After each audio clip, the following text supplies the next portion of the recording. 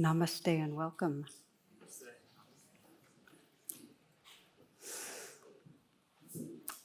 Throughout the meditation world, we hear regularly about the importance of present-centered attention. And there's one story of a kind of contemporary Buddha figure, person who falls out of a 15-story window. And as the story goes, around the 8th floor, someone sticks their head out and says, "Hey, you doing okay?" And this Buddha guy says, "Well, so far, so good." And what I like about that is that obviously for most of us Buddhas in training, we're hooked by the anticipation of what's to come. We don't stay that right here. Rather, we're pretty chronically, especially due to our negativity bias, anticipating that around the corner something is going to go wrong, or when we hit bottom, it's going to be like we're crashing. And so we have a real strong tendency and conditioning to worry and to obsess. And of course, Mark Twain's famous comment, most people know this these days, the worst things in my life never actually happened, you know? So a lot of that worry and obsessing is for naught. And this is our predicament, that we've moved through a lot of life moments in the tightness of fear, a lot of life moments. And I think many of us can feel in our nervous system as a society that the fear and anxiety is spiking right now. Would you agree with that? Okay, yeah. So the common reaction when greater there's fear, the more actively and reflexively we go to trying to control things. And then we end up causing trouble to ourselves and others, because rather than feel the fear, we try to control. Okay. So let me just invite you to check in right from the start. Of course, we'll be doing more reflections as we go, but you might check in your mind and just sense your life and some situation that feels stressful.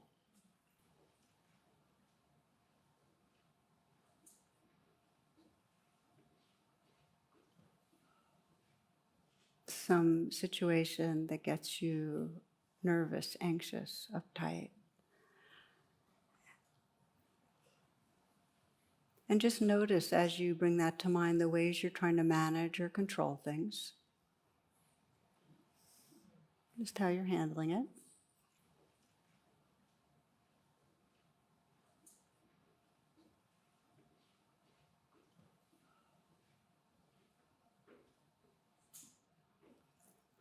And then zero in a little more, sensing the situation and what you're imagining and anticipating is troublesome.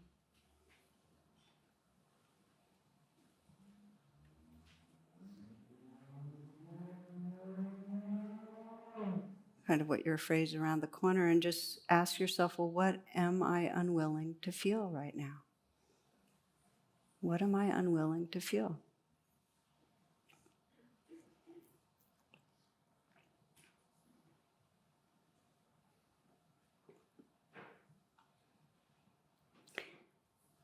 And then when you're ready, open your eyes. Now, I know this isn't the most cheerful way to start off a talk, and it's not like fun, because what happens is if we ask that question and we actually pay attention, we start noticing a real vulnerability, a kind of unpleasantness, and a squeeze and a clench and a clutch in our body, right? How many of you notice that, the fear clutch in your body? Okay.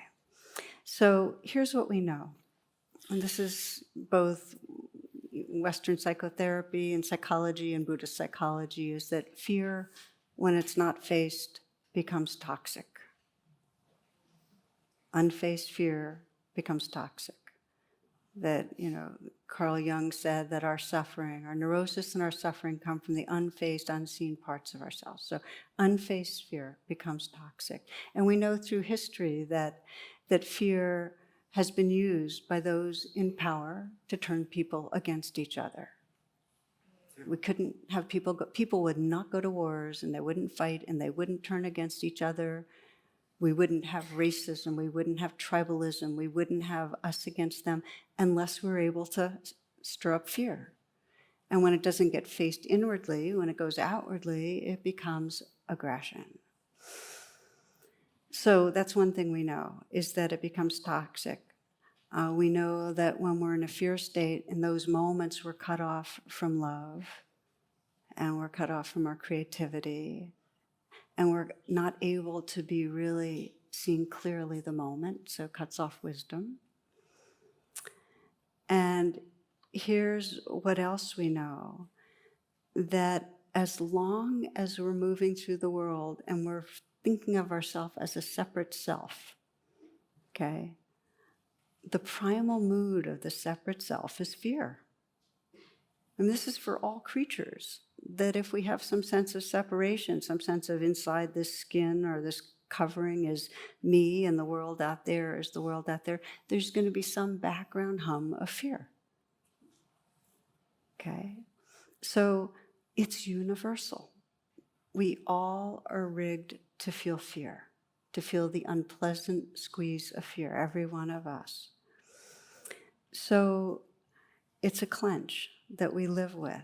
And I can say for myself, if I pause and I check in, sometimes it's really obvious. I can really feel it. And other times I'm still too busy and I'm still too much in my mind to really feel in my body. But it's there a lot. And a lot of my life path has been simply learning to pay attention and lean in and befriend that fear. So this is the kind of lead into two-part talk, and it'll be, I'll be doing part of it tonight, and then in 2 weeks, the rest of it. It's called Facing Fear, Awakening Your Fearless Heart. Because the upside of facing fear is you discover a fearless heart, and that doesn't mean there's not fear. It means that you're resting in a heart space that's bigger than the fear, so it doesn't cause suffering. The fear becomes a current in the midst of something larger. So we'll be using the acronym RAIN as a tool in learning to face and transform our relationship with fear. If you want to take a deeper dive into what I'm teaching these 2 weeks, it goes much deeper in my book, Radical Compassion, that just came out. But the key teaching here is that facing fear is a necessary and natural dimension of evolving consciousness. It's just part of waking up our consciousness. We face fear. And when we get hooked by fear, in other words, when rather than face it, we go into our control strategies and we bury it, we go into a kind of developmental arrest where we can't keep waking up to our fullness. So we're going to be looking at how we make the movement from the fearful, separate self to that heart space that has room for fear. And as you listen, if you decide you want to do these weeks and really practice with fear, and if you have anybody else that is wanting to team up with you, it's actually more powerful to do it with a friend and compare notes. First of all, it becomes a little less personal.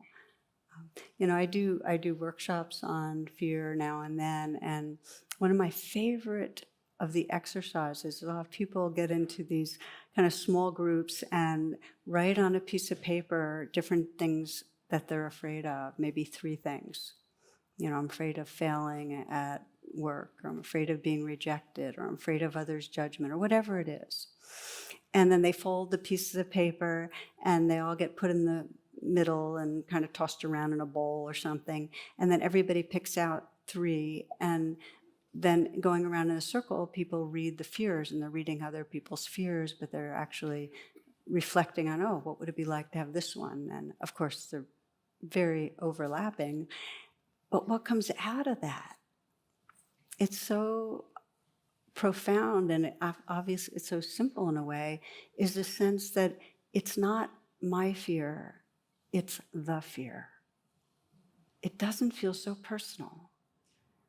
And yet when we get a wash of fear, it feels like it's who we are, and something's wrong with me, and this shouldn't be happening. We get all very personal. So to share the process of exploring and facing and waking up through fear is actually best done in a relational field. Often, the spiritual path, the metaphor, is that we're kind of climbing this mountain and we're transcending all the stuff of our humanness and experiencing some transcendent state. And I actually think a much better metaphor is that we're going inward and inward. It's kind of inverted and inward.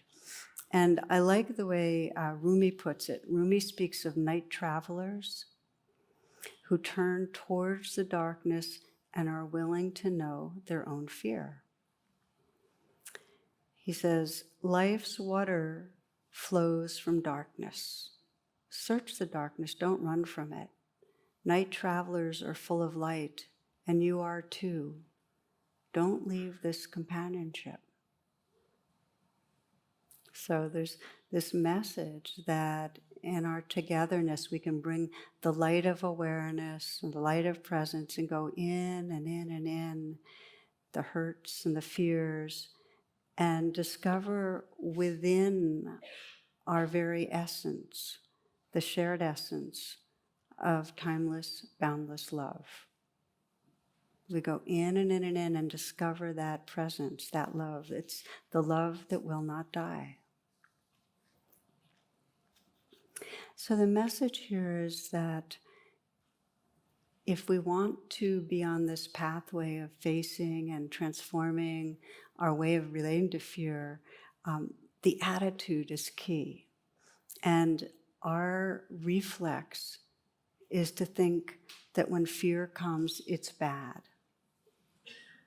Right? I mean, isn't that what happens? We think it's bad. We think something's wrong, that we're feeling it. It shouldn't be happening. And what I'm inviting, if you want to really take this as part of your path, is a kind of a willingness and an interest, and above all, a care, really gentle in turning towards.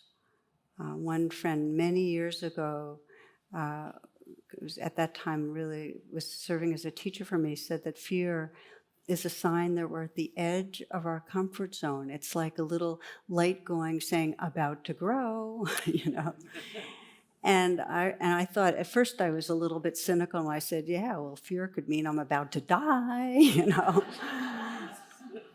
And actually that's true.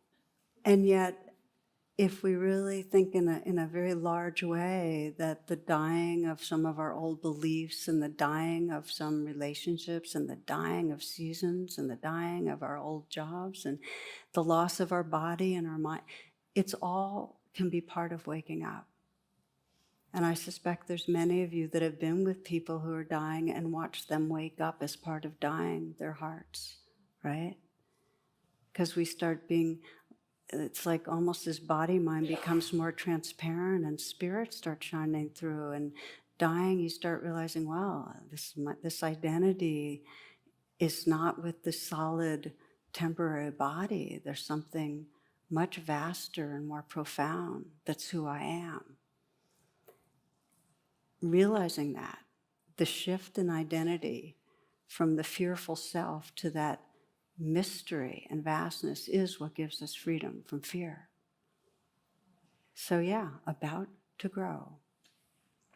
Now I want to make clear that as I speak and as we talk about the particular tools that help us to face fear, I'm not talking about traumatic fear or panic, because we still have to face all the ways that fear lives in our body. I always use that phrase, our issues are in our tissues. But when there's trauma, we need to do it in a way that's more gradual and with more resources and support than we might for the fears that many people experience day by day. So we're not focusing on traumatic fear. And as I mentioned earlier, there will be next week a conversation with my friend and author Jim Gordon about his book on healing trauma that will round this out some.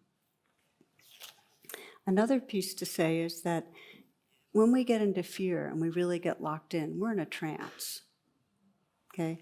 And you know what it's like. I mean, there's nobody here probably that hasn't felt fear and sensed that shrinking and how we get small and how our view of the world gets small. It's not like we're remembering how other people are doing and concerned about them, and it's not like we're enjoying the stars in the night sky. It's like we are small and self-focused and cut off in a way from our resources. But so that it's a trance, but not all fear creates a harmful trance. Fear is sometimes described as nature's protector. So it's universal because it's built into our nervous systems to be a signal to let us know we need to do something to avoid threats to our body and mind. And we're supposed to narrow our attention and get focused for a time period. We're supposed to narrow our attention and scan for where the source of the trouble is. And we're supposed to armor ourselves. And we're supposed to have blood rush to the extremities so that we can, run. All that's supposed to happen. If you are in a car and the driver's been drinking, you're supposed to feel fear. And if you have medical needs and insurance won't cover, or if you see a child playing on dangerous slippery rocks or whatever, you're supposed to have fear and do something. Fear turns to suffering. It turns into a trance that binds our life when it oversteps its bounds. And by that I mean when our fear response, the on button gets jammed. And so we're not just responding to something that's really a danger, but everything's triggering it. We're triggered all the time. And that happens for many of us when we have a regularly repeated experience of threat early on in our individual lives, or if we're in a non-dominant population and we're in a culture that is regularly threatening our survival and well-being, our bodies will learn fear. And it can lock in over time, so that on button is just, the accelerator gets jammed. We're always on. And it takes over at least partially in an unconscious way, so that we're busy trying to control things, but we're not aware it's going on. So here I want to pause and reintroduce something I speak about once every couple of classes, which came from Joseph Campbell. And he describes this big circle with a line going through it. And it's a circle of awareness. And the line going through it means that whatever's below the line is unconscious, and whatever's above the line is conscious. And much of our fear, the thoughts and the feelings around fear, is often below consciousness. It's driving us, totally affecting us, shaping us, affecting our body and our mind, but we're not aware of it. And in order to face fear, we have to bring it above the line. We have to shine the light of attention on it. So that means we have to begin to see where it is. And I want to give you a bit of a kind of a walkthrough of the expressions of trance, so you can begin to identify fear, where it's living in your body-mind. Some people call this the body of fear. When you're habitually caught in fear, but you're not aware of it, and it's controlling your experience. And you can see through your body, your mind, and behaviors, these patterns.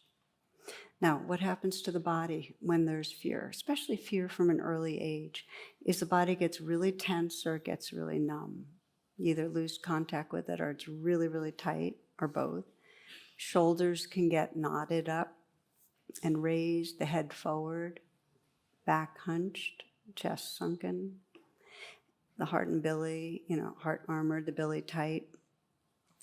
And in a way, it's like we put on a permanent suit of armor. Now you might be listening and you might say, check, check, check, check. We all have it to some degree. I mean, we all have, the on button is pushed on a lot for a lot of us a lot of the time. One Tibetan teacher said, we're like a bundle of tense muscles defending our existence. So that's the way the body reacts when we're in that trance of fear. It armors itself. Well, what does the emotional body do? It's interesting. If you have any really difficult emotion and you scratch below the surface, you're going to find fear. It's like all roads lead to fear. Fear's the existential experience that is, impacting everything.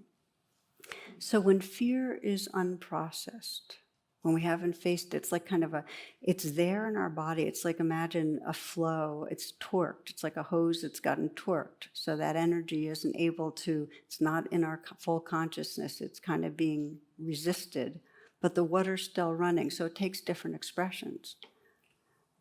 Unfaced fear turns into physical illness. We know that. I mean, there's tons of research of the effect of stress and what happens when we are in a stress reaction for too long. So there's the physical illness. It takes shape as chronic anxiety and worry. Anger is a big one. Look at anger and the look underneath, and you'll usually find your way to fear. And then, of course, when we really push it under, it turns into depression.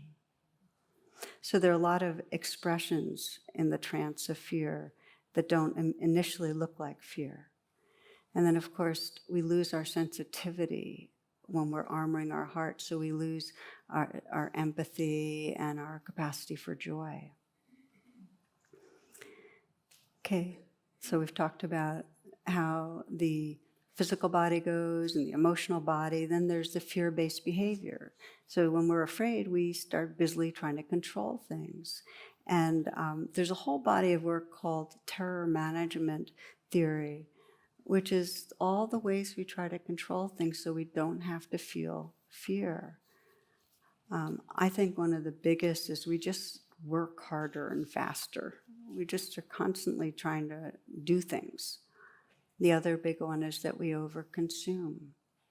We numb. The fear doesn't feel good, so we try to numb it with drugs and alcohol.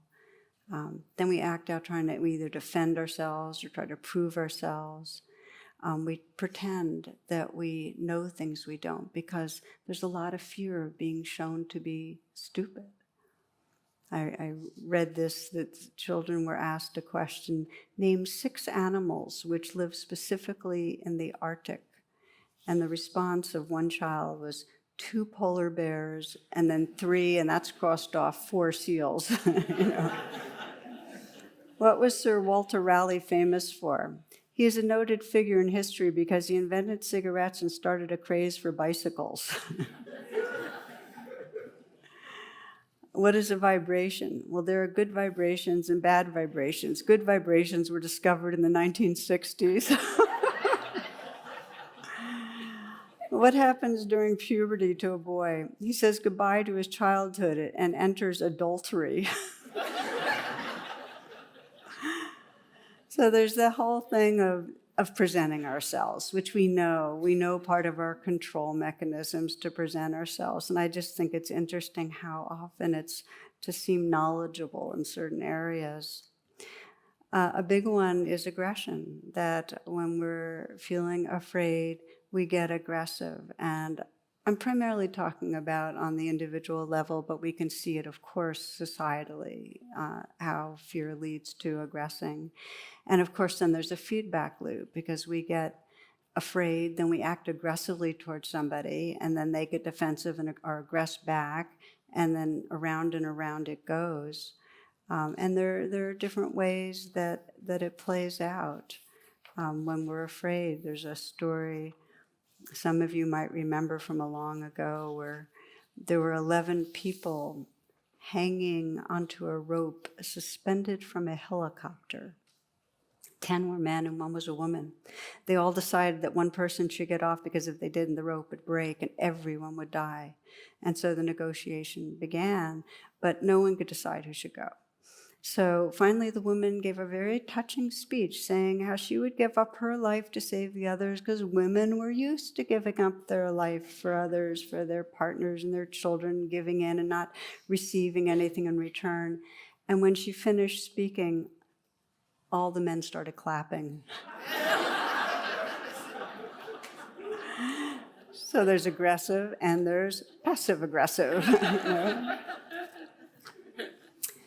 So I'm being playful because, we all have these terror management strategies where we're just doing the best we can to try to get away from feeling fear. We all do it. Then we have fear thoughts. The fear in our body could not be sustained if we didn't keep on cycling through our worry thoughts, our fear thoughts. They keep going and going of what's going to go wrong, and the judging and the obsessing about what we're afraid of. And the Buddha wrote that, or didn't write it, but taught that whatever you regularly think about, that becomes the inclination of your mind, which is common sense if you sense of neural pathways, and you just deepen the grooves. So then we start sensing, well, what was I thinking about today? And we know how much of the undercurrent of worry, well, there's not going to be enough time, and will I get it done, and am I going to miss this, thing from happening, and am I going to fall short on that? We know how much is in there on these areas. So what do we fixate on? It said there are 5 types of fear: terror, panic, username or password is incorrect, we need to talk, and 14 missed calls from mom. So the deepest, the kind of root of fears is that primal, I mentioned earlier, the primal mood of the separate self, and the fear is losing life. The fear is a threat to existence. And that's at the reptilian level, this fear that we're going to not make it. I saw many years ago, this is Victor Yalom.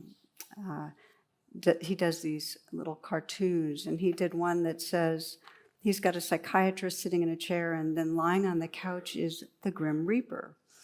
And the Grim Reaper is saying, "No, doc, I'm afraid it's your time that's up." And that's the fear, is that we're going to lose our life. And of course, it extends into fears about sickness. Things go wrong, and we immediately perseverate, and it goes right into a deadly disease. But it also goes into the loss of our home and our job and our emotion, our physical security, threats to our finances, and so on. So anything to do with security and safety can go right down to that deep survival fear. I remember reading a while back, I don't remember from where, Joseph Campbell saying that the very beginning of all religions is the cry, "Help." That we all sense it's out of control, that, that we're all impermanent, and there's some deep place in us that's looking for some way to make it and not be terrified by it. This life is a test. It is only a test. If it had been an actual life, you would have received further instructions on where to go and what to do. So you get the idea. So that's the core level of what we're afraid of. Then when it's not a life or death issue, this is very interesting, that what primates do, our default when it's not life or death, is that we start comparing to others and sensing where we're going to fall short. And each of you knows in your own heart of hearts and mind of minds how much comparing goes on. And whether it's to do with our appearance, our intelligence, our success in the world, our personalities, we are constantly comparing. And As mammals and primates, we have a fear of failure in the relational field. We're pro-social creatures. So it's another form of death. It really is, to not belong, to feel rejected. So that's another domain of fear, is that I'm not going to succeed, I'm going to fail, I'm going to be rejected. So I've been talking about the fear thoughts, and those are the thoughts that can predominate when we're in the trance of fear. Worry thoughts, fear of failure thoughts. And unless they get brought above the line, unless we start becoming aware of them, they control our biology and they keep us as a scared small self. So this is a story you'll find in True Refuge. It was of a man who was a lobbyist for an industrial trade group, and he was a workaholic, and that was his one fear management strategy. But he was always scanning for what would undermine his reputation as a very powerful, connected person. And so he was always competing with people, another management strategy. And finally, he used alcohol and cocaine to kind of rev himself for different meetings and so on. Anyway, this was fear of failure. It all came down to fear of failure. That was what was going on behind it. And so, but it caused trouble. Like, he basically became addicted, and he was on the verge of losing his marriage and his job. So he had to go into recovery, kind of got forced there. But then it turned out to be grace, because he was basically having to bring above the line the whole tangle of the trance of fear, the whole tangle of his body's armoring, and the whole tangle of all the thoughts he had about failure, and all his strategies to control things had to start coming above the line. And he described a gift from his sponsor, who taught him the phrase, "Not my will, but my heart's will." And I'm sharing that with you because when we get into these control strategies, my will is the ego saying you're going to fail if you don't do this, and you have to do that, and it's okay to have this drink. That's my will.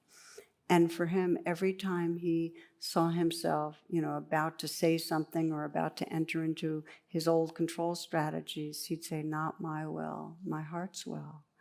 And that started to bring the whole thing above the line. He started to see how many of his thoughts were keeping him completely in that trance of fear. One of my favorite of all spiritual teachers, his name is Sri Nisargadatta. He wrote a book, I Am That.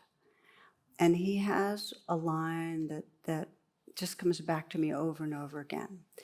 And it's that the mind creates the abyss and the heart crosses it. Our minds keep us in the trance of fear. Our minds tell us you're not good enough. Our minds tell us what's wrong around the corner. Our minds tell us what we've got to do to control things.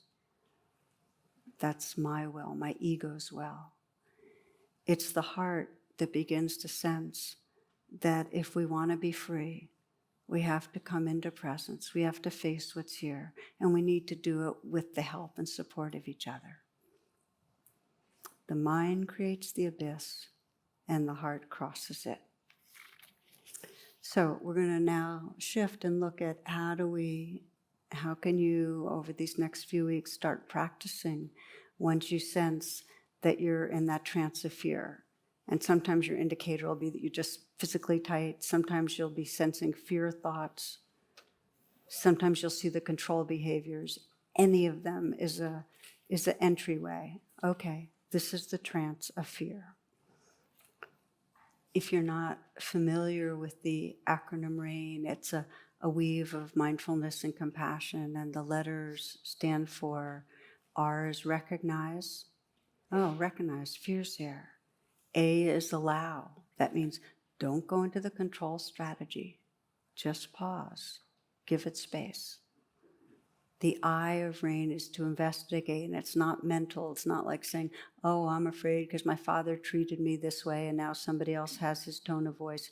That's not the I. The I is investigate, okay, where am I feeling this in my body? What am I unwilling to feel? Okay, it's like really getting into the body. The N is to nurture, is to bring kindness and care to that process. Then there's in rain, what's called after the rain, is notice the shift that's happened in presence. How by bringing above the line, attending and investigating and nurturing, notice who you are at the end. Notice the shift from the scared self to the fearless heart space.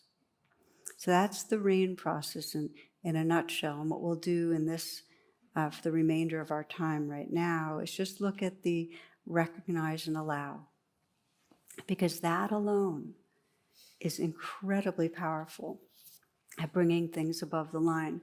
But before we start, I want to name that with rain, even though it seems sequential, the N or nurture, you need all the time. You need the N before you start. You need to even engage at the very beginning with kindness. And at any point during the process, if you're feeling caught, again, it's the quality of kindness. And there's many different pathways to kindness, and many ways that you can offer some calming and soothing to the body and the heart in the process. So nothing's formulaic. You each have to customize for yourself, but this gives you a structure that's useful. To keep in mind that fear, I think of it like a wild, shy creature that's in the woods, and it's like we're standing in the meadow and we're saying, come on out, I'm here to be with you. And it takes inviting with real gentleness and kindness and interest, and then we see what happens. But the beginning of rain is to, when you sense fear, to name it and to allow it to be there. The shamans say that when you can name a fear, it loses its power over you. To just say, okay, fear, unpleasant, it loses its power. Not all the way, clearly, but some. And there's a lot of science that correlates, that shows, this is especially from UCLA, that by mental notation, naming what's going on, you activate the prefrontal cortex, and that quiets the limbic system, and there's more, coming back online with executive function, with compassion and mindfulness. So naming helps. Now, the example that I share with you on recognize and allow is my very favorite example. It's something that I have remembered now for decades. And I wrote about in Radical Acceptance, a man who was at a retreat and in the early stages of Alzheimer's.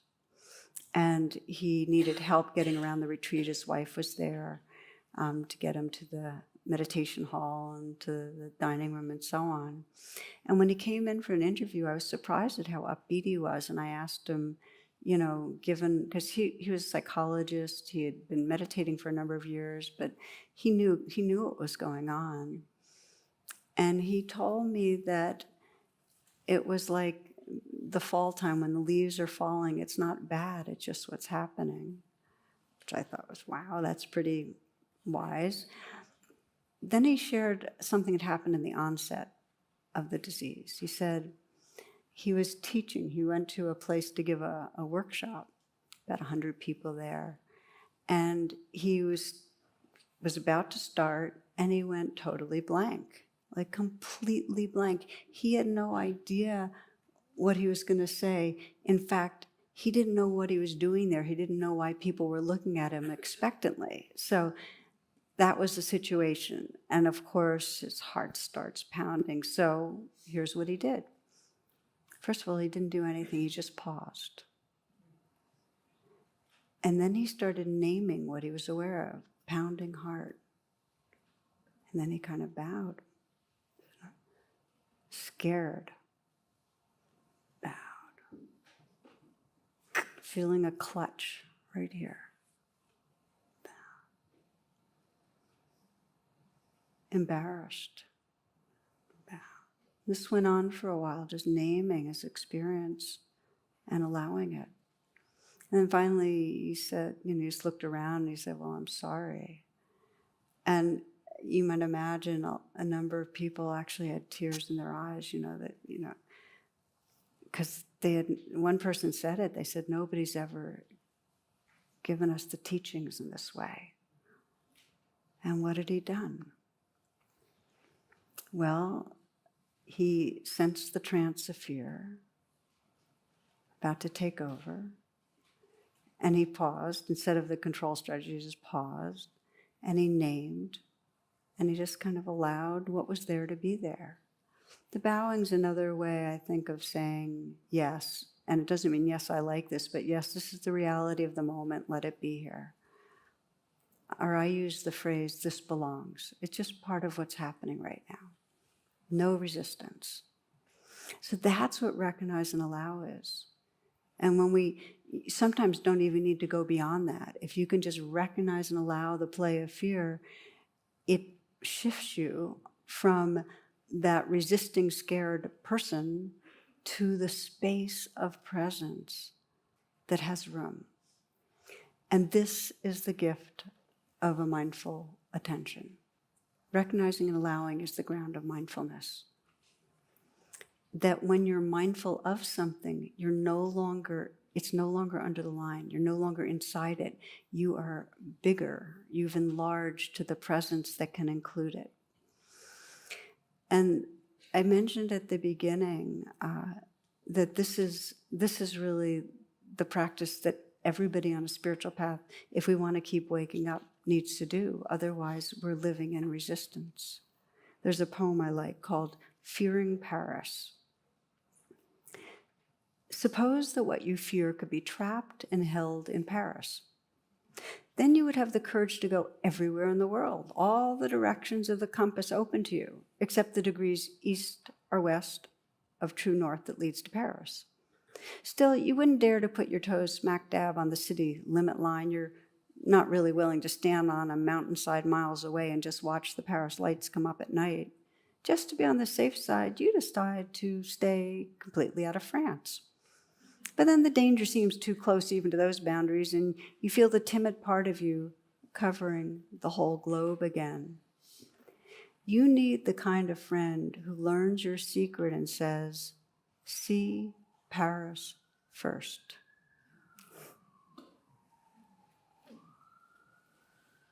Don't you like the way the siren is saying, yeah, that's right, see Paris first. So, of course, we need to regularly visit Paris, because the more we do, or whatever you want to call your fears, what happens is that we start developing a kind of space for them that can tolerate them, that we're not tightening against them, and we're not closing our heart against ourselves or others, because there's a kind of openness still and a flow. And if we start developing that tolerance, our behaviors start changing, because we're not having to run away from the present moment. Because most of the time, we're running away from the present moment because it feels uneasy and out of control and has some fear in it. So it's a regular practice, and it's an on-purpose practice. I can say for myself, I'll sit down on my cushion at home, or I often meditate, as I've shared with you all, by the river, and I'll come into stillness and I'll ask, what really wants attention right now? And I'll feel inwardly, or I'll ask that question, what am I unwilling to feel? And quite often there's a kind of clench in there. And I've learned to not think something's wrong. I just figure, that's the fear clench, the fear, not my fear. It's just that universal fear clench. So imagine us all of us here and those that are listening online, if we're all just practicing with fear. And when you are practicing, think that there's hundreds and maybe thousands of other people right now that are practicing, going, there's that fear clench. And what about if we just breathe with it? And What about just feeling the feeling and being kind? You can even put your hand where it is. There's a lot of evidence that if you just touch yourself, the warmth of the hand right here at the heart helps to bring some comfort. You can breathe. You can breathe long and deep a bit. Anything that calms you down, that could be helpful. But stay and feel where that clenches. Visit Paris. So the starting place for us as we explore this on the spiritual path, this evolving consciousness by opening to our fears, is wherever some expression of that fear trance shows up. And we named a bunch of them, whether it's the armored body or the worried thoughts or the controlling behaviors. And take some time to pause and ask yourself, what am I unwilling to feel? And bring kindness and curiosity. And we'll just practice a little bit of that right now as we're together sitting. And then I invite you to take it home and explore it for the freedom of your own heart, and it also a freedom that ripples out to others. So please sit comfortably.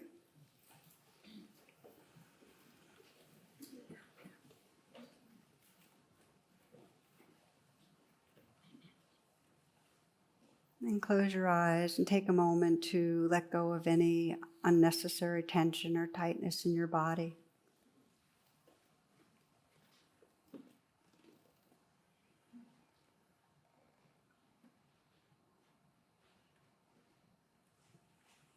And as we did at the beginning of the talk, I invited you to scan for where you might have some stress in your life that brings up anxiety or fear. And again, invite you to look for that, but not something that's like on a scale of 1 to 10, a 10.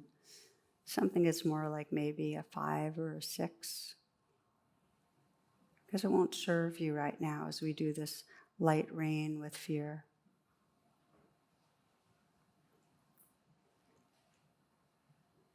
So it might be something that's coming around the corner where you're afraid, some gathering socially or something to do with work.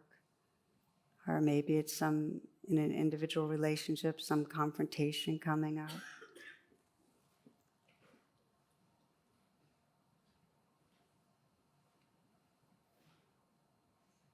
Maybe it's your fear for another person, what they're going through.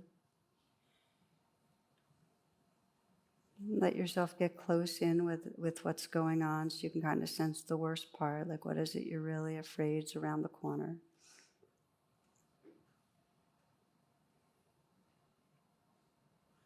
Maybe there's a belief you're going to lose something, you're going to fail.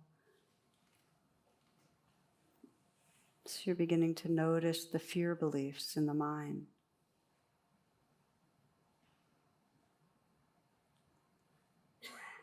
Maybe you're noticing that you can begin to come into the body and ask yourself, what am I unwilling to feel?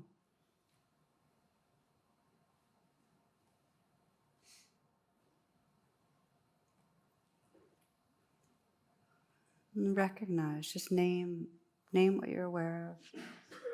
Maybe what you first come to is anger, it might be fear, it might be hurt,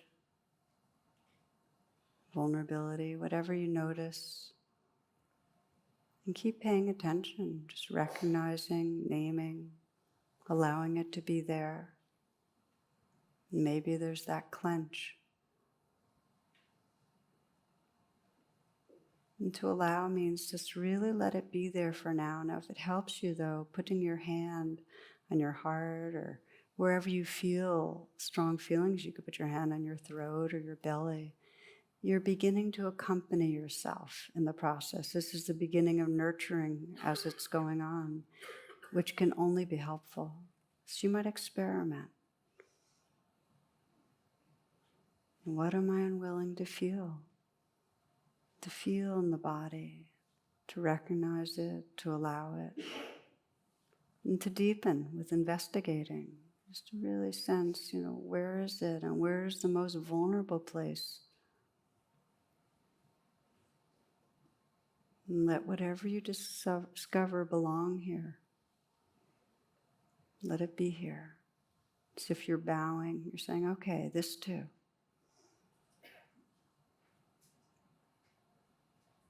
Investigating it, feeling it. And I describe those wild creatures in the forest. Just sense what this part of you might most need to feel embraced and held by you, to feel welcomed, to feel cared about, accepted. So you're asking, well, what does this fear part need? How does it want me to be with it? And that'll guide you in nurturing. And just offering a really kind presence.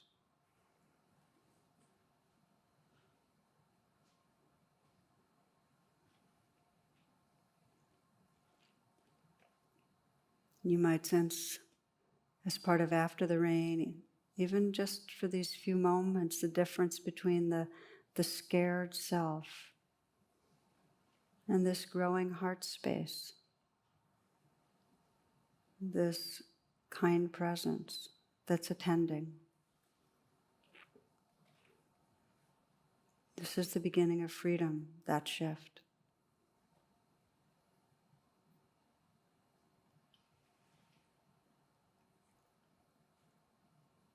You might sense that you're with others, hundreds or thousands of others that are like the night travelers facing fear. Maybe you can think of one person in your life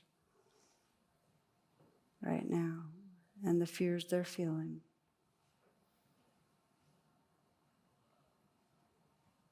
Let your heart include them. So it's not my fear, but it's the fear, the clench that we're all feeling, all of us, facing and awakening through fear.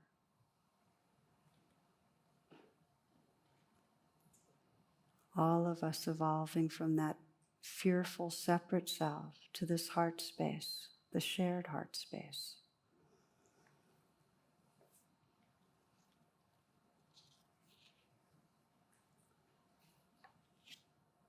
The poet Hafez writes, "How did the rose ever open its heart and give to this world all of its beauty?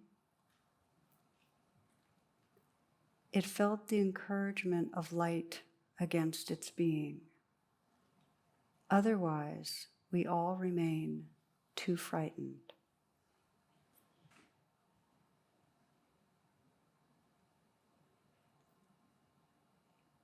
As we close, you might sense your own intention to bring that light and that care to the fear that is universal and living through your body, mind, and others. Your intention to discover the heart space, the fearless heart space that can include fear, but not be controlled by it.